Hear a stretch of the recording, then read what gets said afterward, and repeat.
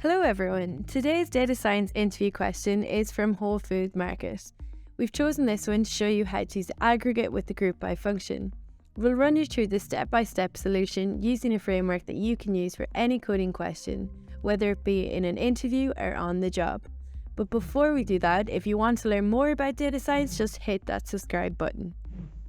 So let's jump into our interview question, where we've been asked to do brand segmentation based on Whole Food Market's customer activity. So let's move on to exploring the dataset.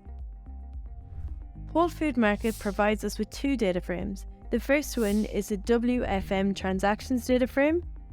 So let's take a closer look at this, specifically the first 5 rows using the head function. So here we can see there are different names of columns and their values. So we can take a closer look at the shape and data type by using the info function. So from this we can see there are 6 different columns.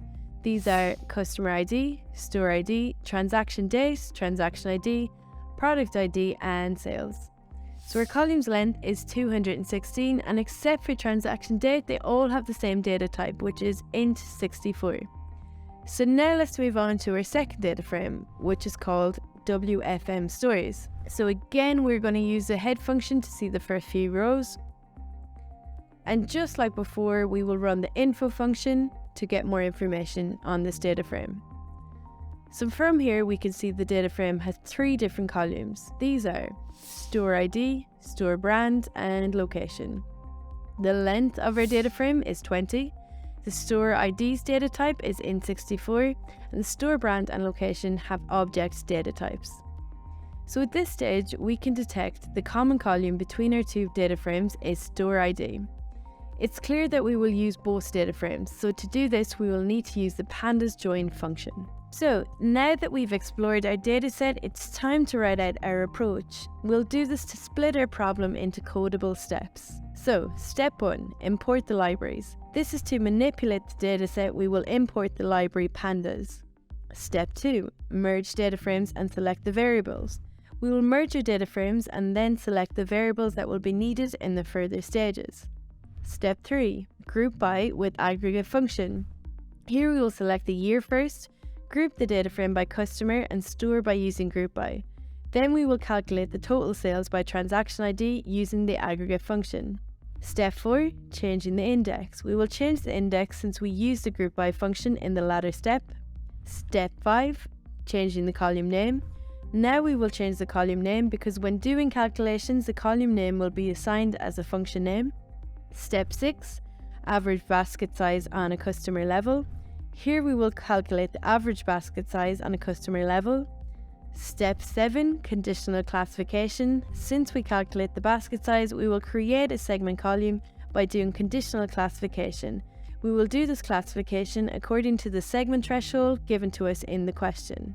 Now on to step 8, group by with aggregate function on segment level. In this step, we will find the unique customer and calculate the total sales by using group by with aggregate function. Step 9, column formatting. We will format the column names after doing the calculations with the aggregate function. Step 10, renaming columns. We will rename the columns and reset the indexes that the group by function adds 2 steps before. And finally, step 11, our final calculation, average basket size by brand and segment. Finally, we will calculate the average basket size after grouping by brand and segment.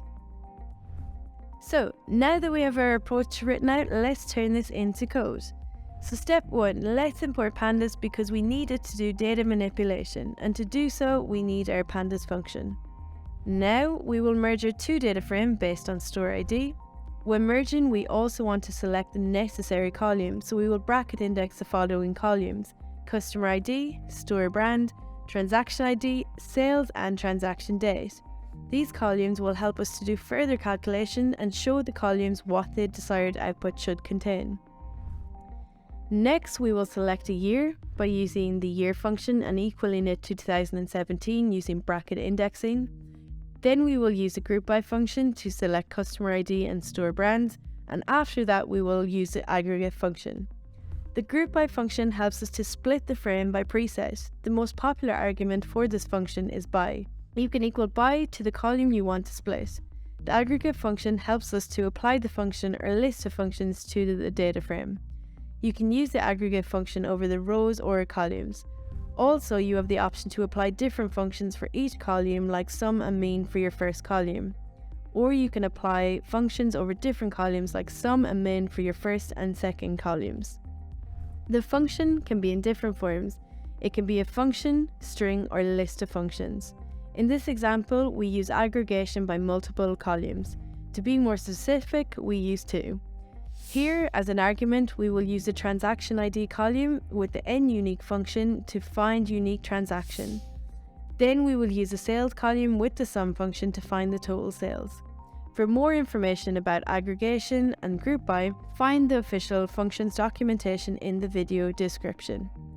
So the output of the code we have built so far is as follows. So now we'll go to step 4. So it helps us to remove the multi-level indexes that the groupby function adds. So let's remove those and use our results for the output.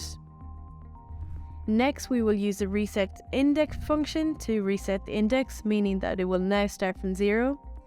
Then we will change the column's name from nUnique to transactions and from sum to sales. And also the results command to code and see the output. So here we have it.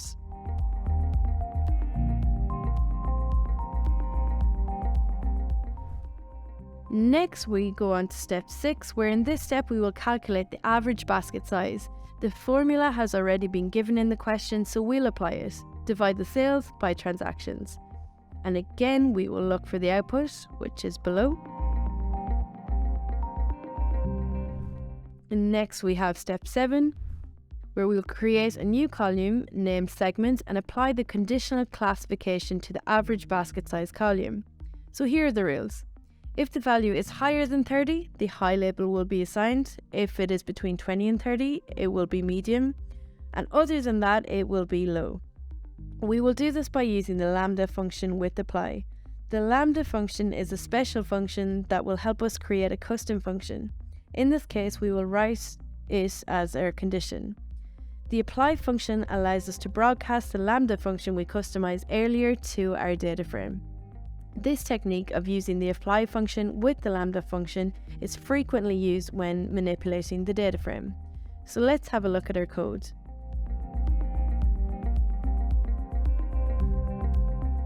So now we go on to step 8.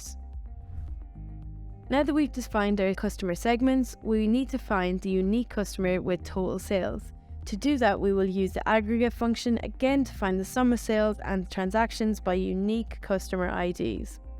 So we will use the sum and unique functions in the aggregate functions as an argument to do that. So here we have our output. The next step is to format the columns by adding an underscore between the words. The map function with the columns function allows us to do so. The map function is being called on this index object with the argument _.join. This will combine each element in the index with the underscore separator, resulting in a new index with changed column names. So here is the output before the reformatting, and let's have a look at it after the transformation. So here we can see the change. So now on to step 10. Since the groupby adds indexes, we generally use the reset index function after using groupby function. Then we will rename the columns by using the rename function. From customer ID unique to a number customers, from transaction sum to total transaction, from sales sum to total sales, and finally from store brand to brands. And here we are at our final step. Even though we already calculated the average basket size, this time we will do it again to see the average basket size by store, brand, and segment. Remember, this is what the question has asked us. To do that, we will divide the total sales by total transactions and assign the result to average basket size. So let's look at this code. And now that we're ready, let's have a look at our final output. So here we showed you how to use aggregate and groupby functions. This question not only required it once, but twice. Along with other functions we use, this will help you prepare for interviews. If you enjoyed this, be sure to visit our YouTube channel and platform to explore more data science related interview topics. We'll see you there.